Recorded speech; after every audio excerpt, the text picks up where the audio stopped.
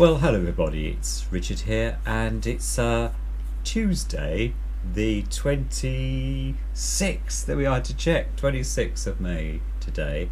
And if you're new to the channel, don't forget to subscribe, and if you're already a member, which I'm sure you are, then sit back and enjoy the next few minutes while I talk to you about what I've been up to and what's been going on in the wider world of the COVID-19 outbreak that we've got here in the UK and everywhere else in the world, it seems.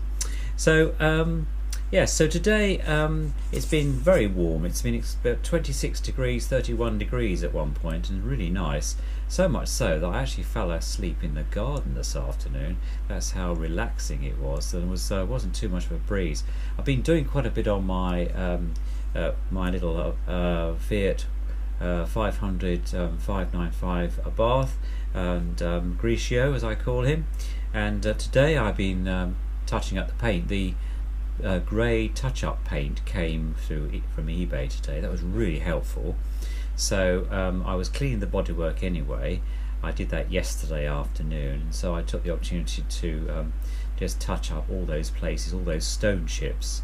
And also I found more. It's interesting when you start cleaning your own cars, which I do regularly, you find out all the things. And because he's a sort of he's a two-door plus a boot, people getting in the back of the car, when you slide the seats forward, leather seats, had obviously gone in with their high heels on, I should think, because they scratched the plates that go along the front, the sill, as it were, getting in the back. So I had to touch those up in grey too, and I gave under the bonnet a really good clean, so the engine looks really nice now. And also the black front, which is made of plastic, black plastic, I gave that a really good clean. I don't think that ever been cleaned. I got right down and sat on the driveway, and took quite a long time to do that. I really enjoyed doing that. And also the rear end too, and also underneath the car, just checking where it all looks okay. I suppose the rear box, the rear exhaust box, a little bit of rust on that. I might touch that up with some Ammonite heat resistant paint. It's not a stainless steel box as I've got on Paseo, my Spider 124, but I also gave the tips a bit of a clean too. They are made of stainless steel, and I don't think they've ever been cleaned. They've come up quite nicely. I need to give one of them another go. So I did all the detailing stuff today, and so that's been really helpful. Tomorrow I'll do a bit more on the wheels and other bits and pieces. So it's been a bit of labour of love, really. So that's how two things have been going here. One of the things I've picked up in the press before I talk about COVID is that there's a wonderful article about Tom Daley in the Telegraph today, and I've been a fan of Tom Daley for many years. 2012 I got given a book about him called Tom Daley, My Story, and I'll put some photographs on the video now of some of the pictures inside. Tom lost his dad in 2011 from brain tumour, and it was that really started my interest. But also I've been seeing him doing his diving, and really thought, he's one to watch. He does actually do a regular YouTube update called Daily Life, which is a good play on his name. And of course this article has talked about him taking up knitting, because he as a way of the lockdown, because obviously divers need to be diving, and of course nothing's open. And he got married to Lance, and he's and they've got a little boy now called Robbie Ray. And the other thing is, of course, that he's now turned 26 this week, so he's been celebrating that as well. So he's a really lovely guy. I like watching his programs. He does things like exercise, which is great, and also he does cookery, and it's really good. And also when he's in competition, he was practicing and getting ready for the 2020 Olympics, which of course is not going to happen until next year. So normally he doesn't drink when he's getting ready for an Olympic championship.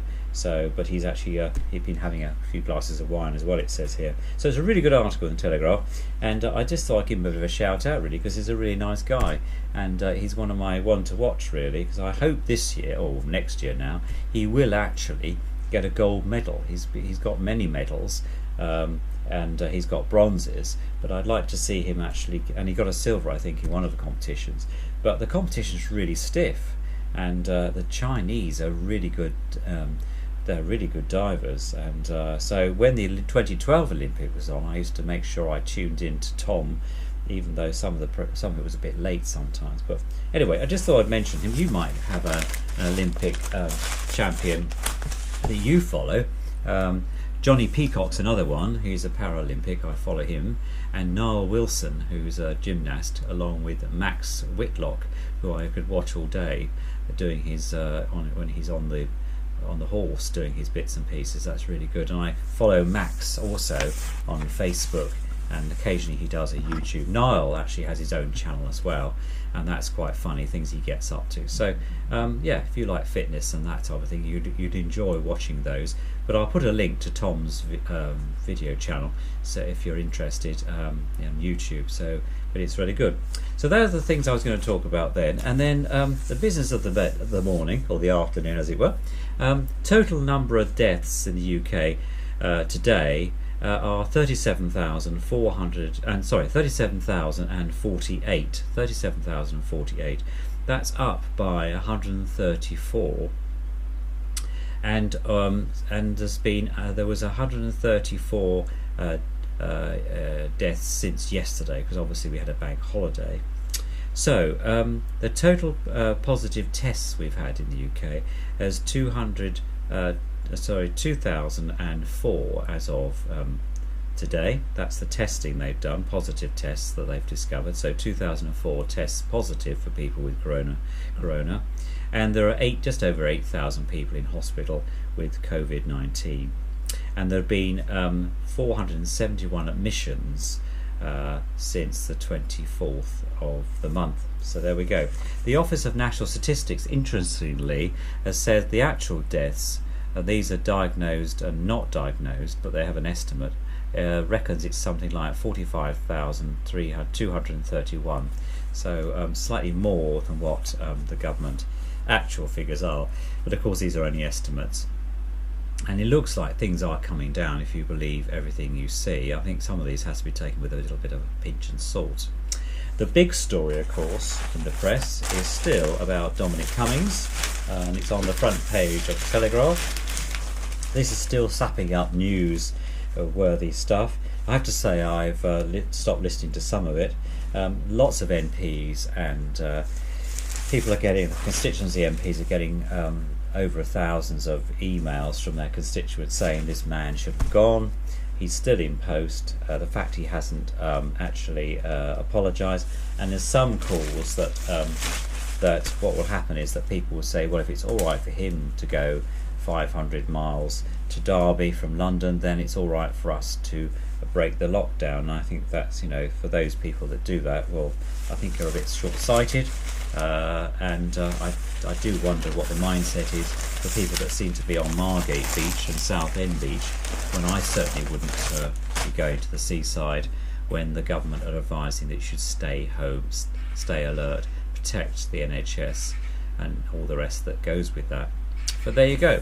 So the tune of the day today is another Jack Payne number, and it is They All Start Whistling Mary, and this is the B side, or it could be the A side actually. It came out in 1932. I've checked the date on this one, and yesterday we had Happy Go Lucky Me and Broken Hearted Me, Happy Go Lucky You, sorry, and Broken Hearted Me, and today we have They All Started Whistling Mary, which actually does have whistling in it, and also that's with Jack Payne. So that's a really nice copy.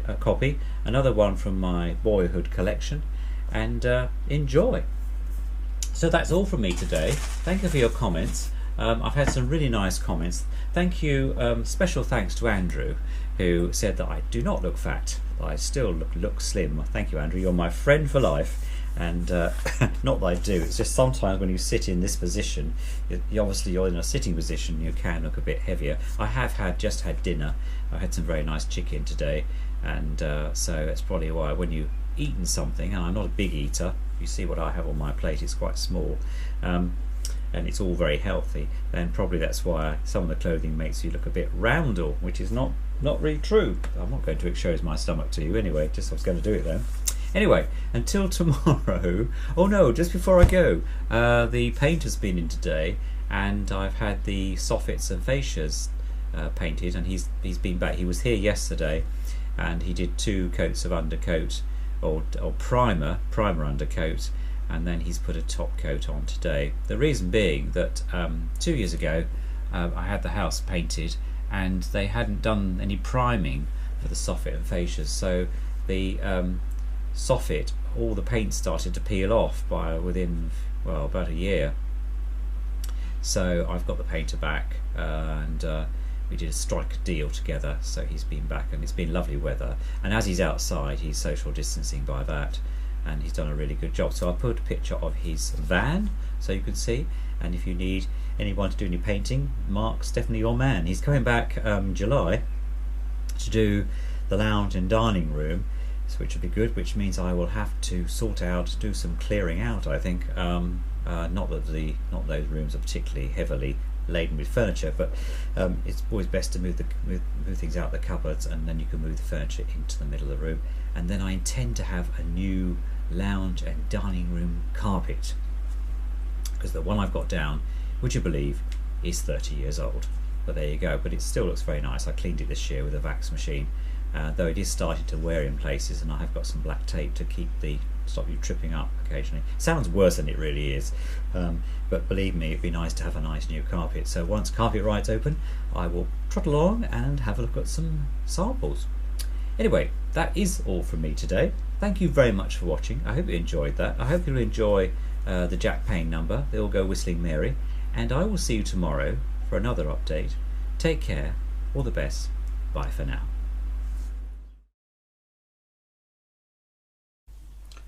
On the Imperial label, Jack Payne, Foxtrot, The All Start Whistling Mary, 2758, Jack Payne and his band. Enjoy.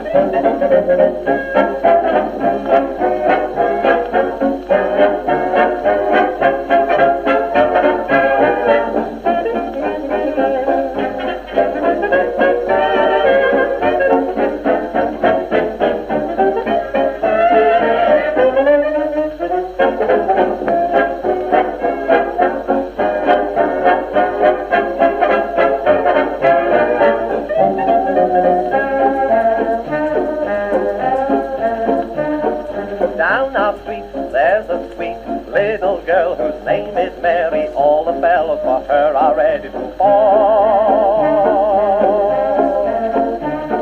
But she's wise, and these guys find that Mary's so contrary. She's just kidding them, that she's loving them all. Every night at 8:30, swinging on her garden gate, oh, they all start whistling Mary. Round the back there's Mike and Bill, hanging on her windowsill, and they all start whistling Mary. Has she got the boys all dizzy, giving them the run around? Love affairs have kept them busy. She's the biggest left in Cleopatra. Butchers, bakers, I've been to, gay young sparks of 92. Oh, they all start whistling Mary.